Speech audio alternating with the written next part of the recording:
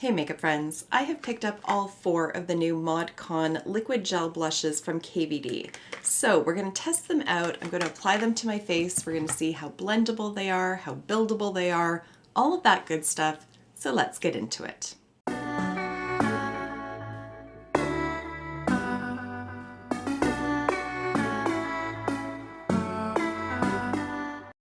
As always, I want to start off by welcoming you back to my channel, or if you are new here, then hello and welcome. My name is Kara, and on my channel, we like to mix beauty, brains, and the occasional F-bomb. Really quickly, the makeup that I'm wearing on my eyes is from Jouer, and it's the Tan Lines palette, and on my lips, I have 2 of the XO lip vinyls from KVD in the shades Carnation and Blossom. They were part of a little 4-pack that I picked up at some point.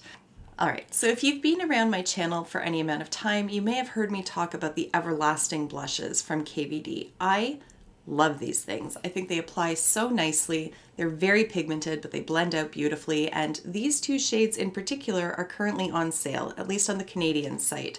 So on this side you have Poppy, which is this really beautiful bright red, but if you go in with a light hand and blend it, it works even on my skin tone. And then over here, we've got the shade Rosebud, which is, as the name suggests, a very rose-toned blush. They're currently on sale for $18, down from $35, $36, somewhere in that area. So if you're in the market for a powder blush, these are ones that I recommend. But we're not here to talk about powder blushes. We're here to talk about liquid gel blushes. These ones retail for $35 Canadian each, and for that you're getting 12 milliliters of product. They were just delivered to me today, so this is very much a first impressions, but I will say I did put a couple of drops on the back of my hand from each just to see what the colors looked like. A little goes a long way, so those 12 milliliters are going to last forever. Now, I'm just going to hop over to the Sephora website and see what the claims on these products are. So it claims to be a lightweight, long-wear liquid gel blush for a modern skin look, which they're interpreting to be hydrated and dewy with a punch of color. Now, for the life of me, I cannot figure out what the con part of ModCon stands for. Modern condition? Modern conniving? I don't know what the con part of it stands for, so if you have some theories, let me know down below, please. Anyways, back to the blushes. So it says that this is a vegan and cruelty-free product, and that ModCon melts on easily and feels like a second skin. You can build it up, it's shimmer-free, it doesn't highlight texture, it gets streaky, tacky, or patchy, and the innovative formula helps to keep skin looking hydrated, bright, and smooth. What I always find funny though is the clinical results that brands always include in their descriptions of their products, because first of all, the sample size is so ridiculously small that like, what does it even matter? But then you read the details of it and you're kind of like, I don't know what value this brings to the table. So for example, regarding this particular product, it says in a consumer study on 30 volunteers, which again is a negligible sample size, after 8 hours of wear, 93% of users agreed that this product applies seamlessly over foundation. It would seem to me that that would make more sense upon initial application, not 8 hours after. I'd like to see 8 hours after if the blush is still there. So because the Sephora website doesn't tell you, I'm going to. So as of the time of filming this right now, it's just about noon. So we're going to go through, I'm going to apply all 4. I will wash it off again and then apply just 1 and wear it throughout the day. And then at the end of the day, I'm going to pop back in and tell you how I think the blush has held up over that amount of time. It just seems like a very strange statistic to throw in there, that 8 hours after the fact, people are like, hey, that really didn't mess up my foundation 8 hours ago. Maybe I'm reading too much into it, but at any rate, I found that kind of humorous. Oh, what is going on here? Has this been doing this entire time? Ugh, come on. All right, if it pops out again and does like a little alfalfa thing, you gotta let me know. All right, on to the blushes. So like I said, these come in 4 different shades. I have all 4 of them here, and they did put helpful little stickers on the bottom of the packaging so you have an idea of what these colors are going to look like. So here is what the actual packaging looks like. It's just a nice little tube, and then I like that you can see what the color of the shade is on each of these. And then when you take the lid off, it's just a little squeeze tube mechanism. So it's very easy to use, very easy to apply. I like this packaging so much more than that Bite Beauty packaging. That one is just so hard to get the product out. And also it looks like a tiny peen. So there's that. You don't get that with these ones. So there are all 4 of them there. So this shade is called Glasscade. This one here is Glolita. And then we have Duality over here, followed by Luminary, this guy here. Now, what I don't understand about the naming is that they also have numbers after each name. So we have Luminary 15, Duality 20, Glolita 10, and Glasscade 30. So what happened to 40? And what? I don't understand what the numbering has to do with anything, unless I guess they're planning on adding more shades down the line, but like their powder blushes don't have numbers, so I don't understand why these ones do. Nonetheless, it doesn't matter. It's just, I like things to make obvious sense, and this, why does it skip from 30 to 50? Huh? Anyways, we'll put that aside. I'm gonna go ahead and put a drop of each one on my arm. We'll just do a very simple swatch just to take a look at the colors, and then we'll get into the actual application. So here we go. So this one here is Luminary. Beside it is Duality. This one here is Glolita. And then we have Glasscade over here.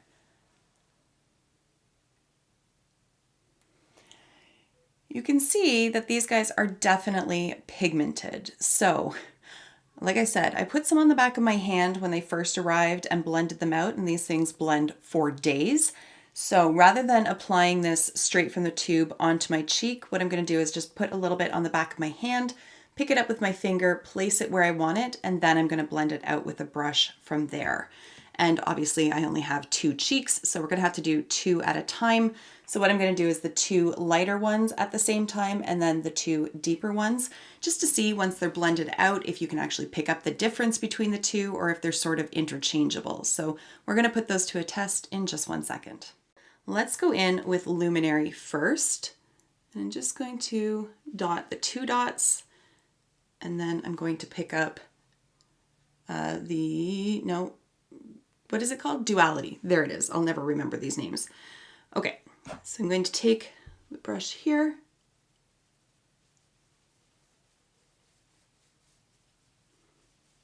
I'm kind of regretting having put highlighter on. I probably should have just left my cheeks completely bare. Just so you know, I don't have any foundation on today. I suppose, especially since apparently the fact that it doesn't mess your foundation up is remarkable 8 hours after the fact. Apparently I probably should have put it on there, but I didn't want to because then I'd have to wash it off and reapply it. And I didn't want to do that, if I'm being perfectly honest. So here we are.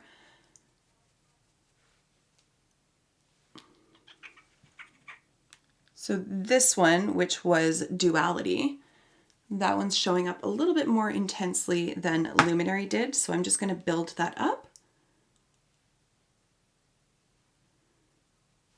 That appears to be an awful lot. So here's hoping it'll blend. I will say they do blend very easily. Like I'm not having to press really hard, or like you can see that I'm just sort of patting it around, and it does move quite nicely across the skin. So I do like that. And I'm just going to see what we can do on this side to build this one up as well.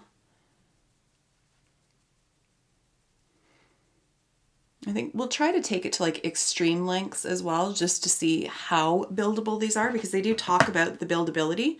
So I want to see, but like, I think those are really pretty. I do think you only need one of these shades. Like they're fairly similar. I don't think you need both, because even like looking at it, if I didn't know that I just applied 2 different blushes, I wouldn't know, like I wouldn't pick it up on my own. Just for the lulz. This is going to be way stronger than I would ever wear my blush. But again, I want to kind of take it to absurd lengths just to see what happens, and just keep it sort of centered right in here. They said that these blushes are buildable. 100%. They're definitely buildable. I personally would not wear a blush this strongly, but I think there's some range there, right? So if you had a deeper skin tone than me, which isn't difficult, but if you did, I think you actually stand a chance of having this showing up. I don't know about like really deep skin tones. Maybe the other two shades would definitely be better suited for that. But I think if you have a medium skin tone, because of the buildability of these blushes, I think it could work for you.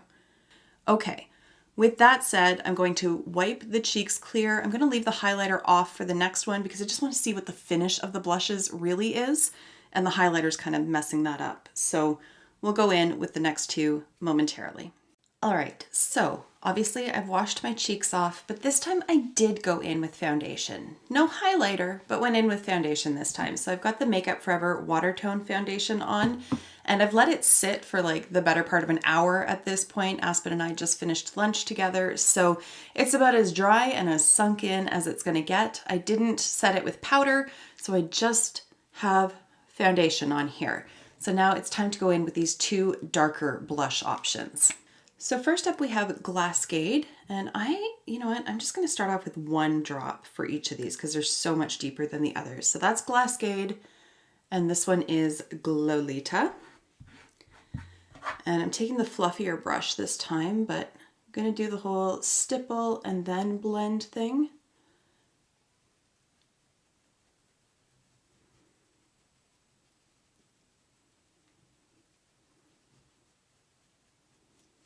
I'm glad that they sheer out as nicely as they do because otherwise I'd be in a world of trouble with these shades.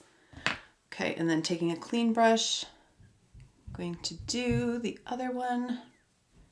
God, I can never remember the names of these things. Glolita. So then what the hell was this one called? Glasscade, right? Yes. Oh my gosh.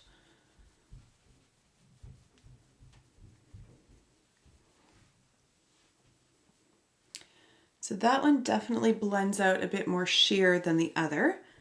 So I'm just going to go ahead and add another little speck on there.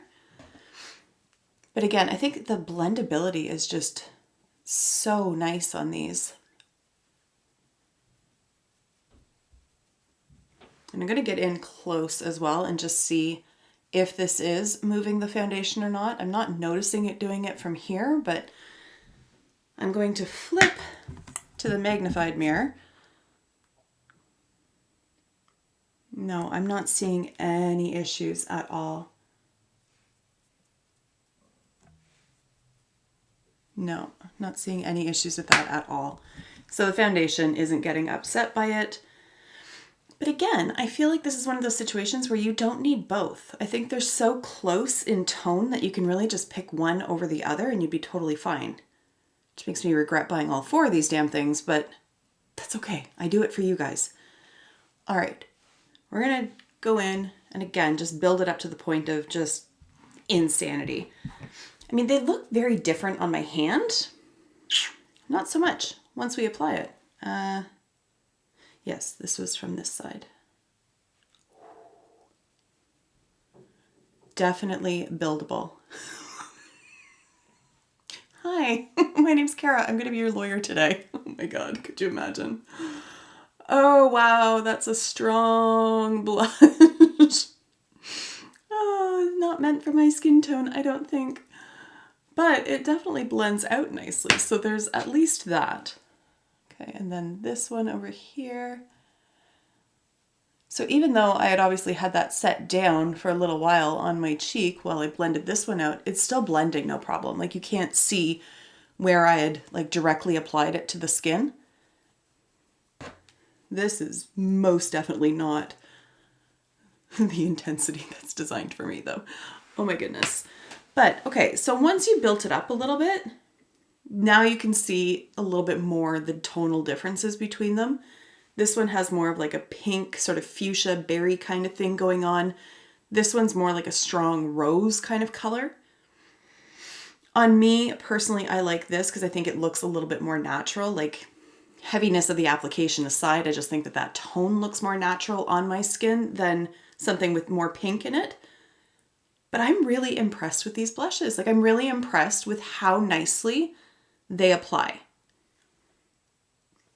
All right, so the only thing left for me to do then at this point is to wash it off again, pick one of them, apply it to both of my cheeks, and then check in with you guys in about 8 hours just to see if the blush is still showing up. So that is what I'm going to do, and I will do my final thoughts at that point.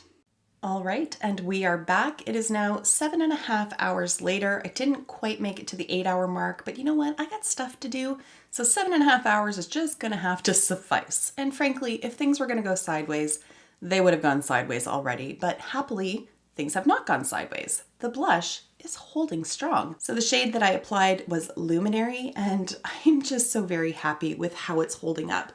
You can still see the placement in there. There's absolutely no texture to it whatsoever. I really like these blushes. Like I said though, I really don't think that you need all four. I think that the two lighter shades look very similar to each other, and the two deeper shades look very similar to each other as well. So if you are considering these blushes, but you're on the fence between the two lighter or the two deeper, you really can just pick one and it's going to look essentially the same as the other. With the two lighter shades, Luminary pulls a little bit more true pink, whereas this one here, Duality, pulls a little bit more peach. And then with the two deeper shades, Glasscade is a little bit more on that fuchsia side, whereas Glowlita pulls a deeper rose. So there you have it, guys. I have to say, I am impressed with these blushes. I like the packaging of it. I like that it's just a very simple, easy to use squeeze tube and that it doesn't look like a micro penis. So, I mean, that's a bonus. I like that a little bit goes a long way, but that it does blend so nicely and builds up so nicely. Most important to me though is the longevity. I don't care if it's the most blendable blush there ever was or the absolute most perfect shade. If it disappears in the course of 2 or 3 hours, it doesn't matter. I need it to last all day, and this delivers on that. So that's all I've got to say about the blushes, guys. So I'm going to wrap this video up here. Thank you so much for taking the time to watch, and I will see you in my next one. Until then, just be a decent human being. Bye for now.